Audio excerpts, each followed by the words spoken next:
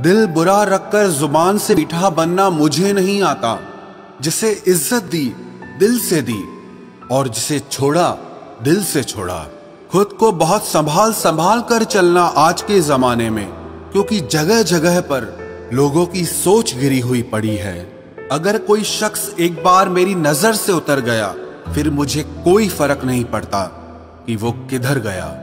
जिंदगी में हमेशा तैयारी के साथ ही रहना, क्योंकि मौसम और इंसान कब बदल जाए कोई भरोसा नहीं। आपकी भलाई चाहने वाला पराया भी अपना है और आपका बुरा चाहने वाला अपना होकर भी पराया है। खुद को खुश रखना आपकी सबसे बड़ी जिम्मेदारी है। कभी कभी इंसान सच में हार जाता है। खामोश रहते रहते, सफाई देते देते, रिश्ते निभाते निभाते और अपनों को मनाते मनाते। जिन रिश्तों में आपकी मौजूदगी का कोई मतलब ही ना हो, वहां से आपका मुस्कुराकर चले जाना ही बेहतर है।